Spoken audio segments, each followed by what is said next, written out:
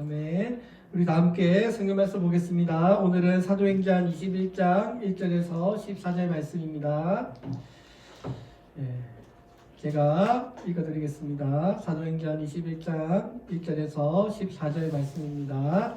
우리가 그들을 작별하고 배를 타고 바로 고스로 가서 이튿날 로도에 이르러 거기서부터 바다로 가서 베니게로 건너가는 배를 만나서 타고 가다가 구브로로 바라보고 이를 왼편에 두고 수디아를 향하여 두로에 상륙하니 거기서 배의 짐을 풀려 함이로라. 제자들을 찾아 거기서 이래를 머물더니 그 제자들이 성령의 감동으로 바울더러 예루살렘에 들어가지 말라 하더라. 이 여러 날을 지낸 후 우리가 떠나갈새 그들이 다 그 처자와 함께 성문 밖까지 전송하거늘 우리가 바닷가에서 무릎을 꿇어 기도하고 서로 작별한 후 우리는 배에 오르고 그들은 집으로 돌아가니라. 두로를 떠나 항해를 다 마치고 돌레마이에 이르러 형제들에게 안부를 묻고 그들과 함께 하루를 있다가 이튿날 떠나 가이사라에 이르러 7 집사 중 하나인 전도사 빌립의 집에 들어가 머무니라. 그들에게 딸이 넷이 있으니 처녀로 예언하는 자라. 여러 날 머물러 있더니 아가보라 하는 한 선지자가 유대로부터 내려와 우리에게 와서 바울의 띠를 가져다가 자기 수족을 잡아매고 말하기를 성령이 말씀하시되 예루살렘에서 유대인들이 이같이 이 띠를 인자를 결박하여 이방인의 손에 넘겨주려 하거늘 우리가 그 말을 듣고 그곳 사람들과 더불어 바울에게 예루살렘으로 올라가지 말라 권하니 바울이 대답하되 여러분이 어찌하여 울어 내 마음을 상하게 하느냐. 나는 주 예수의 이름을 위하여 결박당할 뿐 아니라 예루살렘에서 죽을 것도 각오하였노라 하니 그가 권함을 받지 아니하므로 우리가 주의 뜻대로 이루어지리다 하고 그쳤노라. 아멘. 오늘은 우리 사도행전에 있었던 하나님 말씀, 우리 오늘 사명을 감당하는 교회라는 제목으로 주님의 말씀 나누도록 하겠습니다. 우리가 계속해서 우리 주일 오전 시간에 사도행전 말씀 함께 나누고 있는데요. 이 사도행전은 정말 하나님의 말씀이 어떻게 전 세계에 확장되어 갔었는가를 우리에게 자세하게 알려주고 있습니다. 그리고 이 여러 도시를 다니면서 그 사도 바울이 그 예수님을 사랑하는 마음과 또 한 영혼이라도 구원받기를 간절히 바라는 그런 진실된 마음을 가지고 열심히 복음을 전했다는 것을 우리가 보았습니다. 이제 사도 바울이 이 자신의 3차 전도 여행을 마치고 이제 예루살렘 교회로 가게 되는데요. 이제 앞으로 예루살렘 교회를 가게 되면 그곳에서 유대인들이 이 바울을 잡으려고 이제 기다리고 있다는 것을 다 알고 있습니다. 이 예루살렘에 가게 되면 많은 고난이 있을 것을 바울이 알고 있음에도 불구하고 사도 바울은 주의 뜻을 이루기 위하여 예루살렘 행에 몸을 실은 것입니다.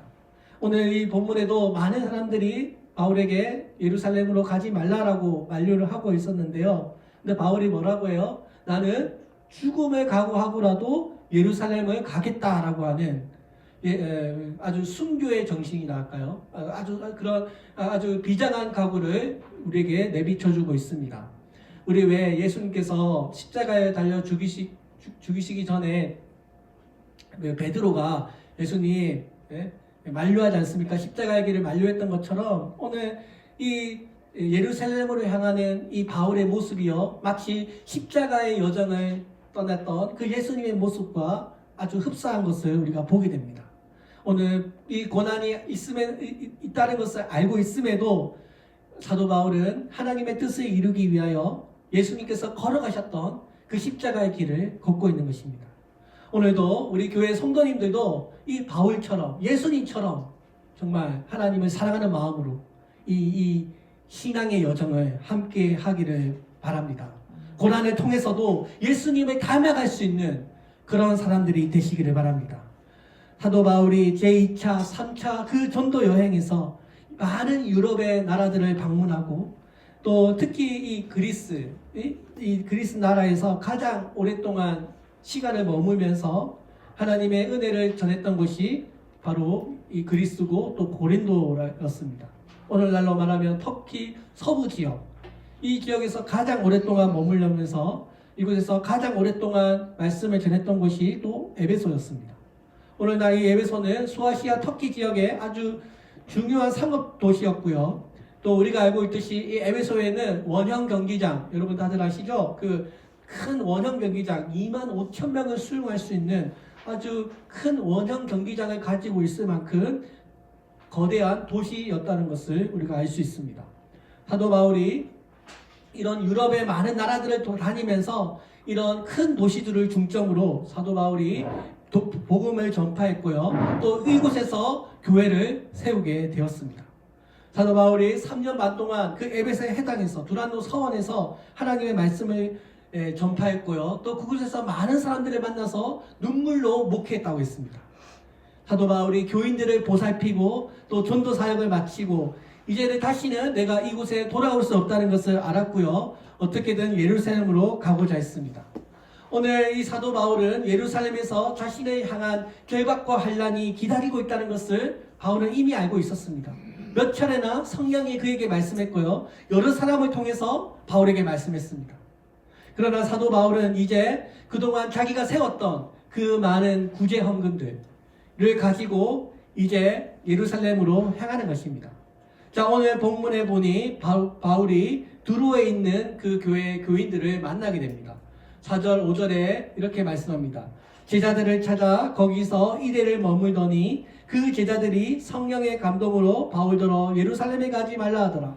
이 여러 날을 지낸 후 우리가 떠나갈새 그들이 다 그 처자와 함께 성문 밖까지 전송하거늘 우리가 바닷가에서 무릎을 꿇어 기도하고. 여기 보면 이 두로 교회 성도들이 바울 보고 가지 마세요. 가게 되면 시간과 고난이 많이 있으니까 가지 마세요. 바울에게 여러 차례 강구합니다. 그러나 사도 바울은 이게 하나님의 뜻이라는 것을 알았습니다. 바울의 마음은 변하지 않습니다. 그리고 또 이제 두루를 출항해서 돌레마이라는 곳에 또 이르게 되는데요. 자, 여기서도 7절 8절에 보면 이제 어느 우리 여기 보면 두로를 떠나 항해를 다 마치고 돌레마이에 이르러 형제들에게 안부를 묻고 그들과 함께 하루를 있다가 이튿날 떠나 가이사랴에 이르러 7 집사 중 하나인 전도자 빌립의 집에 들어가 머무리라. 자, 여기서도 이제 가이사랴 곳에 이 돌레마이에 도착을 하게 되는데요.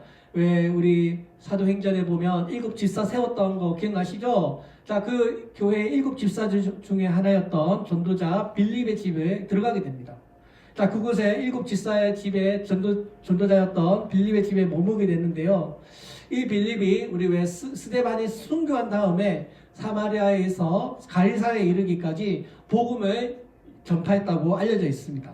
그 이후에 처음 이 전도자 빌립이 여기에 등장을 하게 되는데요. 아마 이 가이사랴에서 정착해 와서 이곳에서 삶의 기반을 정착을 했던 것 같습니다.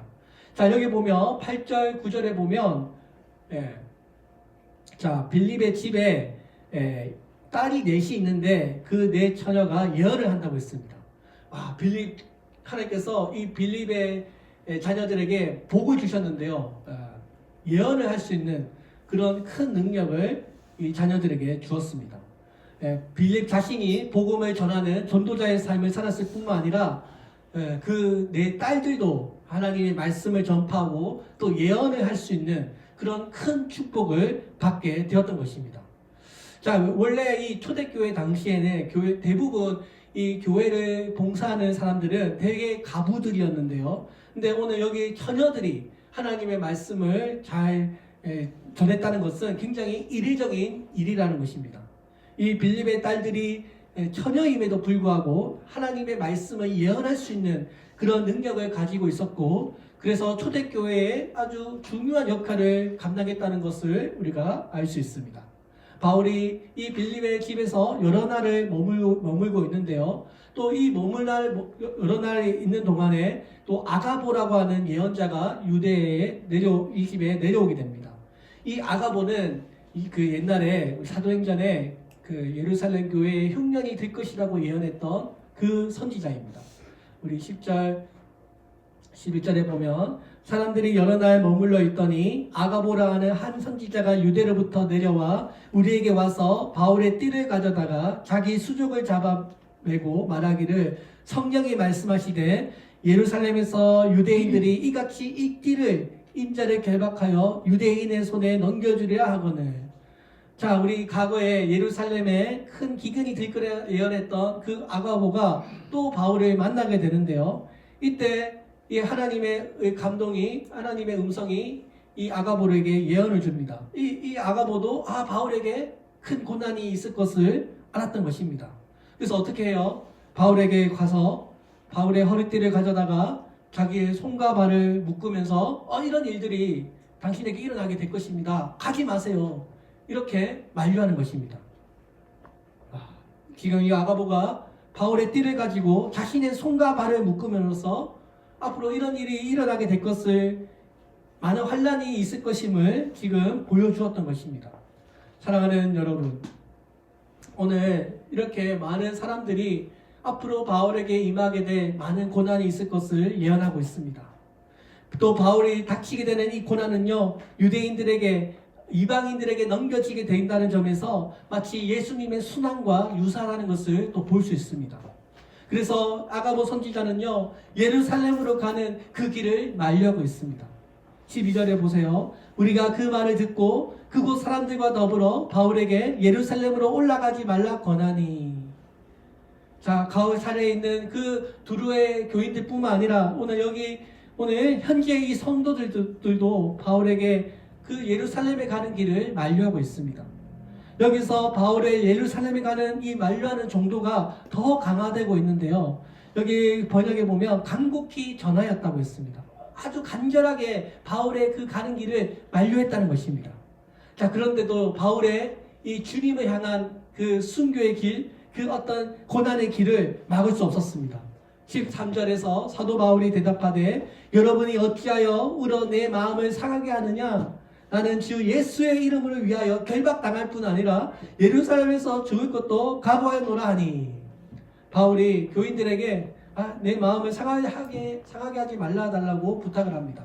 여기 왜 상하게 하느냐라고 하는 이 말은요, 원어로 보면 두들겨 깨뜨린다라는 뜻을 가지고 있습니다. 그러니까 당신들의 그런 눈물을 흘린 만류가 마치 내 마음을 깨뜨립니다, 내 마음을 부숩니다 라고 하는 그 아픔을 나타내고 있는 것입니다. 성도들이 그 바울을 너무 사랑해서 앞으로 그 가게 되면 죽을 건데, 그래서 바울의 그 만류를 충분히 이해하고 있음에도 불구하고 바울은 자신의 죽음에 대한 그 결의를 더 강하게 청명하고 있는 것입니다. 자, 여러분, 오늘 사도 바울은 예수님께서 당하셨던 그 고난마저도 내가 피하지 않겠다는 것을 말하고 있습니다. 바울은 예수님의 이름을 위해서는 내가 결박과 죽음을 당하더라도 괜찮다고 말하고 있습니다.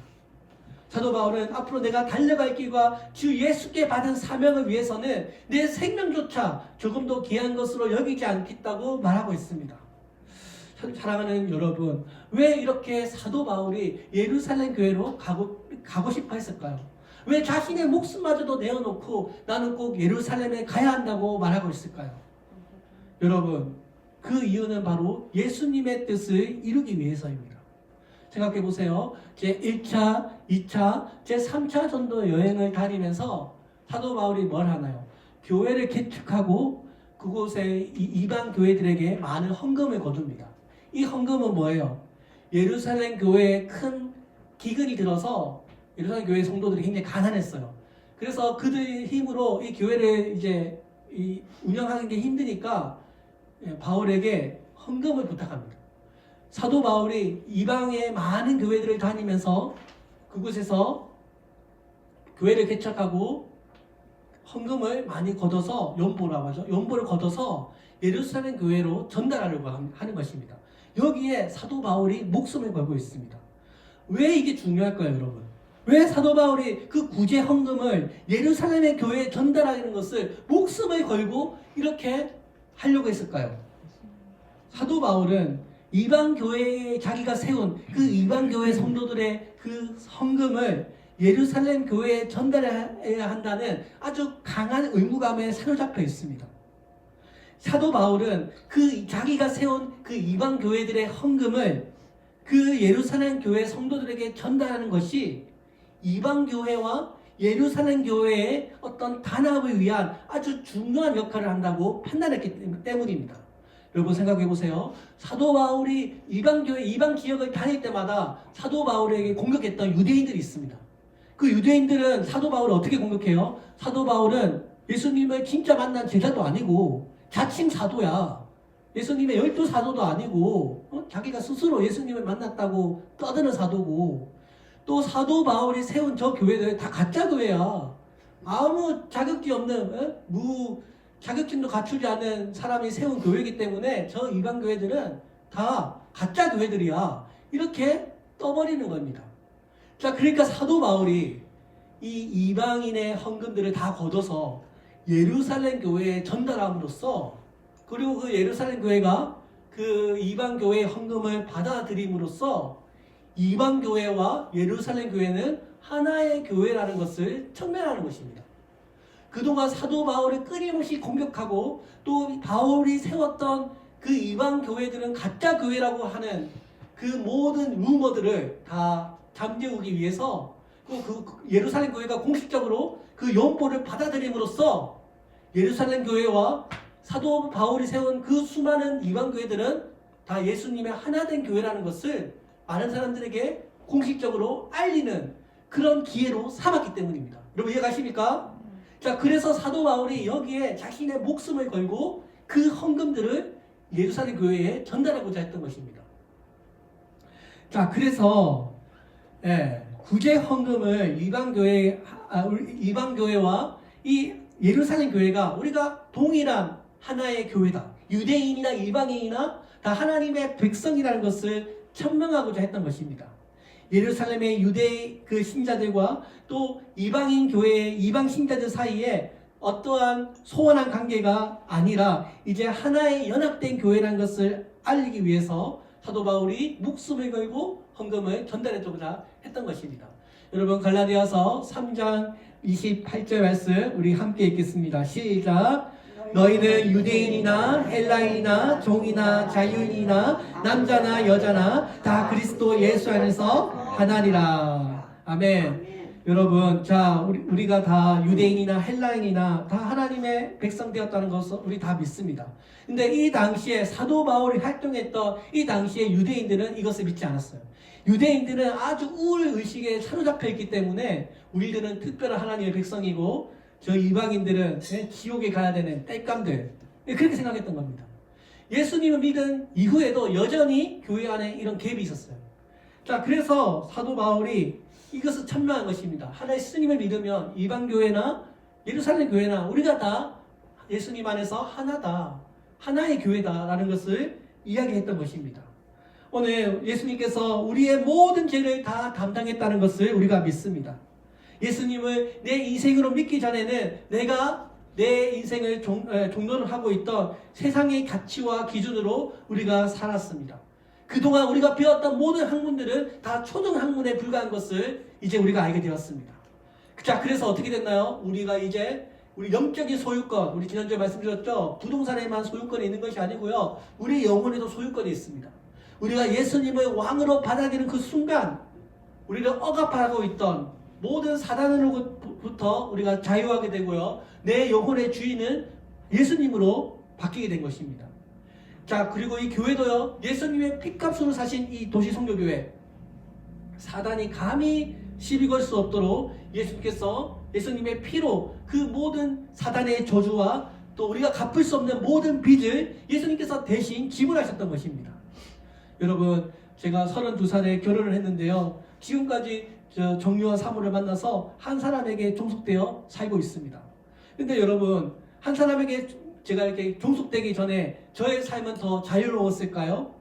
오히려 한 사람에게 종속되었기 때문에 더 이상 이 사람 저 사람 갈팡질팡 할 필요가 없어져서 더 자유로워졌습니다. 여러분, 마찬가지로 우리가 예수님께로 종속되면 진짜 자유로운 것입니다. 사랑하는 여러분, 오늘 이 진리를 바르게 깨달은 사도 바울이 이 교회의 연합을 위하여, 이방 교회와 예루살렘 교회의 그 어떤 연합을 위하여 자신의 죽음까지도 무릅쓰고 이 예루살렘 향을 떠난 것입니다. 그리고 이 예루살렘 교회로 가는 것은 전적인 주님의 뜻을 이루기 위한 것이었습니다. 사도 바울은요, 자신의 이름을 위하여 살지 않고요, 주님의 이름을 위해서 살았습니다. 로마서 14장 7절 8절 우리 함께 읽겠습니다. 시작. 우리 중에 누구든지 자기를 위하여 사는 자가 없고 자기를 위하여 죽는 자도 없도다. 우리가 살아도 주를 위하여 살고 죽어도 주를 위하여 죽나니 그러므로 사나 죽으나 우리가 주의 것이로다. 아멘. 여러분, 내가 사나 죽으나 이제 주님의 것입니다. 왜 그래요? 내 영혼의 등기가 주님의 것으로 바뀌었기 때문입니다. 내 영혼의 주인이 예수님이기 때문입니다. 네, 우리 교회 이영신 성도님이 나이가 제일 많으세요. 원래 윤거사님이 제일 많았거든요. 네, 이제 윤거사님보다 더 많으세요. 여러분 3년 뒤 있으면 90세세요. 근데 여러분 감기 한 번 안 걸리시고요. 아주 정정하세요. 지금도 너무너무 정정하시고 농사 지으시고 사시는데 우리 장수의 복을 주셔가지고 이렇게 만나게 되었습니다. 여러분, 우리의 영혼이 언젠가는 우리 육신의 장막이 새하얘지면 주님 앞에 가게 될 터인데요. 그때 우리가 여러분 사나 죽으나 주님의 것, 언젠가 우리가 영혼이 주님 앞에 서게 됐을 때 우리가 주님을 만나게 될 줄로 믿습니다. 사도 바울은요, 내가 죽는 것도 유익하다고 했습니다. 아니, 죽는 것마저 유익하다고요? 예. 여러분, 예수님 위해 산다, 내가 예수님을 위해서 산다고 하면 죽음조차도 의미가 있다는 것입니다. 오늘 사도 바울은 이런 정신으로요, 인생에 대한 분명한 목표가 있었습니다. 그리고 누구보다 강한 예수님을 향한 마음이 있었습니다. 오늘 사도 바울은 내 목숨을 내버리는 것도 주님을 위한 것이라면 괜찮다는 것입니다. 여러분, 우리 공산당 선언이라고 하는 책을 썼던 칼 마르크스, 다들 아시죠? 1883년 독일의 프로이센 트리아의 한 유태인의 변호사의 가정에서 태어났습니다. 비교적 유복한 가정에서 루트교의 사상과 자유주의 사상을 받으면서 성장했습니다. 유대인이에요. 그는 공부를 잘해가지고 본 대학과 베를린 대학에서 법학을 전공했습니다. 그러나 산업혁명 이후에 자본주의가 발달하면서 그 노동자의 빈곤한 생활과 또 자본주의의 모순을 발견하면서 공산주의라고 하는 새로운 사상을 만들게 됩니다. 이 칼 마르크스는 원래는 기독교인인데요. 그래서 고등학교 졸업할 때까지는 확실한 그리스도에 대한 믿음을 고백했습니다. 이 독일 고등학생들은 졸업할 때 졸업 논문을 쓰는데요. 그가 고등학교 때 졸업 시험을 쓸 때 썼던 그 논문 주제가 신도들과 그리스도와의 연합이었다고 합니다. 여러분 알고 계셨나요? 이 내용이 인간이 그리스도와의 살아있는 교제가 가능하고 그처럼 그리스도의 사랑에 젖어 있을 때 우리는 헌신적으로 형제를 사랑하게 한다는 아주 복음적인 내용으로 이 논문을 썼습니다. 그러던 그가 대학 생활을 하던 중에 사탄교회에 빠지게 되었고요. 사탄 동아리에 빠지게 되었고요. 거기서 사탄에게 찬송시를 쓰게 됩니다. 여러분 굉장히 충격적이죠. 원래 굉장히 신앙이 좋았는데 어떤 이유 때문에 그가 사탄교회에 빠지게 되었고요. 그래서 그는 결국 사탄에게 하는 찬송시를 쓰게 됩니다.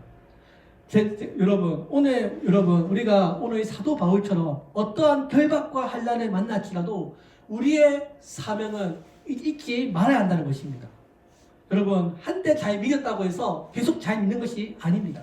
오늘 이 사명자는요, 사람의 정 때문에 마음이 흔들리지 않고 오직 주님께서 주신 그 사명을 기억하고 끝까지 수행하는 사람이 사명자인 것입니다.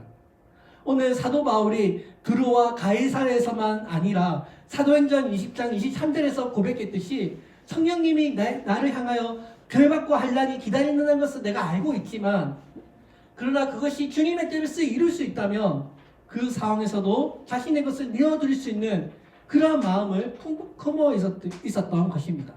오늘 여러분 우리들도 인생 가운데 어떠한 고난과 핍박을 만나더라도 여러분 주님을 향한 사명감을 잊지 마시기를 바랍니다. 사도 바울은 결박과 환난이 기다리고 있다는 것을 알면서도 예루살렘 성으로 입성합니다. 마치 예수님께서 그 예루살렘 성에 입성하시면서 받은 그 수많은 고난을 알고 계셨지만 그 고난의 잔을 예수님께서 마셨던 것처럼 오늘 사도 바울이 그것을 알면서도 사명자의 삶을 이루어 나갔다는 것입니다. 그리고 14절을 보세요. 그가 권함을 받지 아니하므로 우리가 주의 뜻대로 이루어지이다 하고 그쳐노라. 이게 이제 번역을 하면 우리가 아무리 설득해도 설득하지 않으니까 받아들였다는 것입니다. 오늘 사도 바울은 예수님처럼 예루살렘을 향하여 십자가의 길을 걸어가고 있습니다. 사람을 살리기 위한 사랑과 구원의 길을 걸어가고 있습니다. 사랑하는 여러분, 오늘 이 바울의 모습은요, 예수님 자신을 부인하고 십자가의 길을 걸어가셨던 예수님의 모습을 아주 닮아 있습니다. 바울이 얼마나 예수님을 사랑했냐면 이 바울의 모습을 통해서 우리는 예수님을 바라보게 됩니다. 여러분, 갈라디아서 6장 17절에서 이후로는 누구든지 나를 괴롭게 하지 말라. 내가 내 몸에 예수의 흔적을 지니고 있노라. 사도 바울이 예수님을 얼마나 사랑했냐면 자신의 몸에 예수님의 흔적을 지니고 있다고 했습니다. 예수님의 흔적. 예수님께서 우리를 너무나 사랑하셔서 십자가에 달려 죽으셔서 우리의 모든 저주와 수치를 대신 담당하신 그 예수님의 사랑의 흔적을 사도 바울이 체험했다는 것입니다. 예수님께서 부활하신 다음에 제자들에게 내가 진짜 부활했다는 것을 보여주려고 그 손 목자국과 발 옆구리의 창자국과 그 모든 것들을 제자들에게 보여주었던 것처럼, 그리고 그것이 예수님의 사랑의 흔적이었던 것처럼, 사랑하는 여러분, 오늘 사도 바울이 그 예수님을 향한 그 흔적을 지니고 있다는 것입니다. 우리가 이 바울의 삶을 보면서, 바울의 전도여행을 보면서 우리는 예수님을 바라보게 됩니다. 사도 바울이 그 죽음의 흔적이 예수 그리스도임을 증거했던 것입니다. 사도 바울 동안 직접 예수님을 만난 제자는 아니지만 13번째 제자지만 예수님의 제자로서 정말 예수님같이 내가 살아보고자 했던 그 예수님의 창자국과 같은 그 부활의 흔적, 그 고난의 흔적이 사도 바울의 몸에 새겨져 있고 그것을 부끄러워하지 않고 오히려 자랑스러워하고 있다는 것입니다. 사도 바울은 한 사람이라도 내가 구원받을 수만 있다면 내가 예수님처럼 창에 찔리거나 돌에 맞아 상처나는 것은 문제가 되지 않았던 것입니다. 사랑하는 여러분, 사도 바울은 돌에 맞아서 몸에 멍이 들고 머리에 피가 난다고 할지라도 그것을 예수의 흔적으로 자랑스러워했습니다. 우리의 구원을 이루기 위해서 가시관을 쓰시고 고난을 받은 그 머리에 난 상처, 손과 발에 난 그 옆구리의 상처를 영광으로 여겼던 것입니다. 이 고난의 흔적들이 바로 내가 예수님을 사랑한다고 하는, 내가 바로 예수님의 진짜 제자라고 하는 그 사도요, 내가 받은 하나님의 백성이라는 것을 증명하고 있기 때문입니다. 군인들은 전쟁터에 나와서 생긴 그 상처로 평생을 자랑스러워한다고 합니다. 사도 바울은 예수님의 흔적을 평생 자랑스러워하고 있습니다. 결국은 자기가 정말 예수님의 말씀으로 살아낸 그 대가로 그 몸이 그것을 기억하고 있기 때문입니다. 오늘날 이 시대를 살아가고 있는 예수님의 성도들과 교회도요, 여러분 그 존재와 흔적을 남기고 있습니다. 여러분들은 사회생활 하는 데 있어서 예수님 때문에 받은 고난과 어려움이 있습니까? 예수님께 예배드리기 위해서 어떤 여러 가지 불편함과 손해를 감수하는 그런 예수님의 흔적이 있습니까? 그 모든 것들이 다 예수님을 사랑하는 흔적입니다. 예수님을 따른다고 하면서도 우리는 그 고난의 흔적을 받는다는 것에 대해서 두려워합니다. 하지만 주님의 몸된 교회와 그 몸된 지체 성도들에게 예수님의 흔적을 찾을 수 없다면 여러분 어디서 예수님의 흔적을 찾을 수 있겠습니까?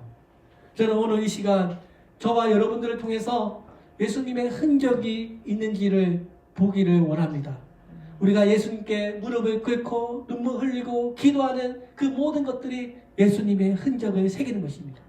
오늘 이 자리에 최영수 지사님 앉아 계신데요. 원래 최영수 지사님 우리 교회 오려고 했던 게 아니에요. 원래 민들레 교회를 가려고 했다고 합니다.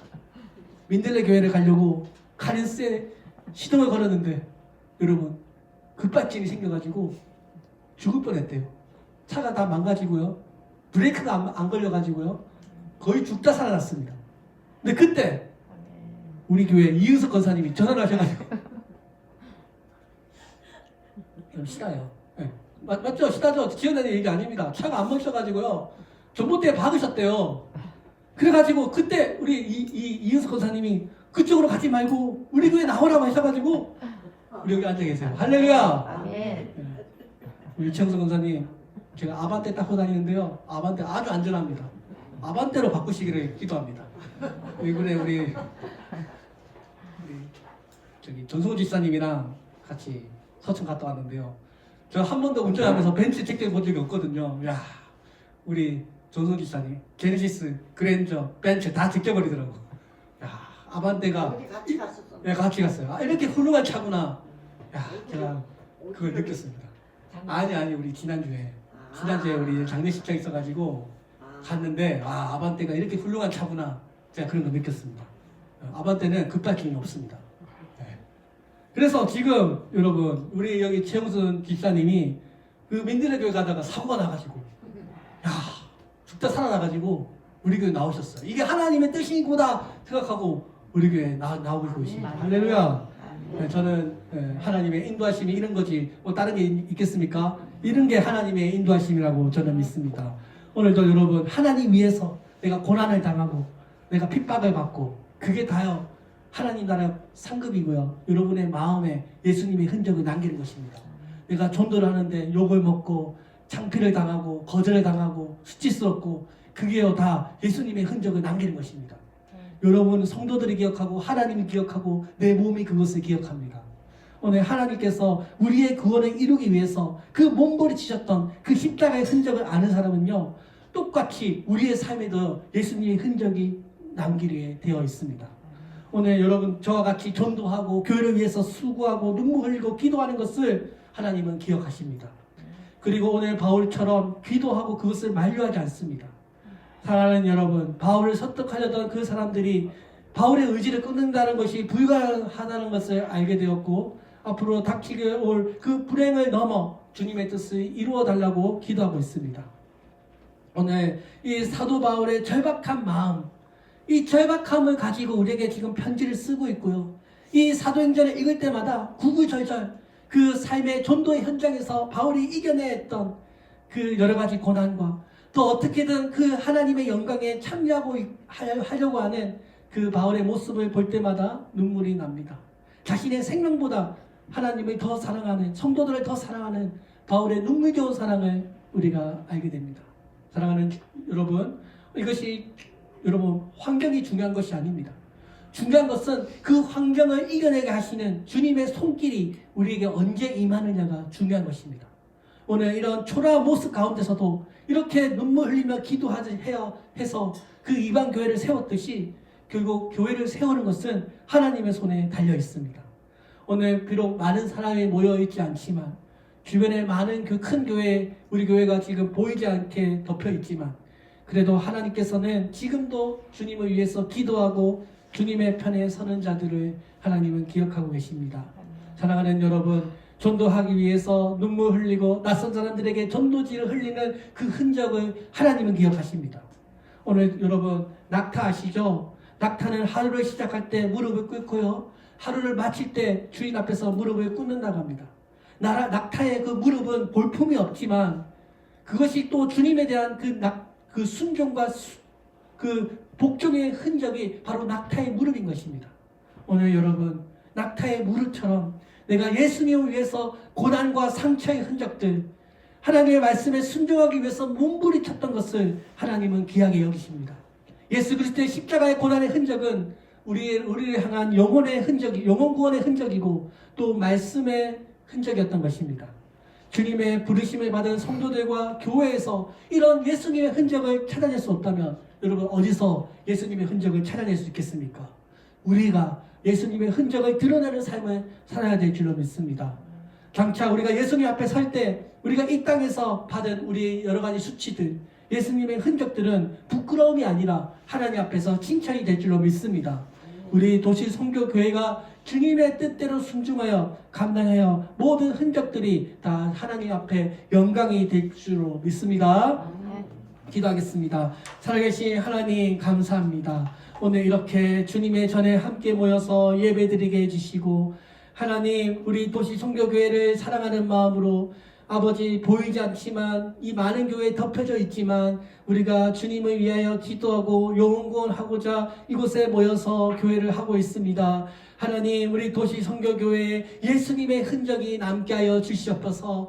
우리가 예수님을 위하여 받은 수난과 고난이 하나님 앞에 영광이 될 줄로 믿습니다. 하나님, 내가 사나 죽으나 주의 것이로다 고백했던 바울처럼 예수님을 사랑하는 마음으로 이 남은 여생을 살게 하여 주시옵소서. 우리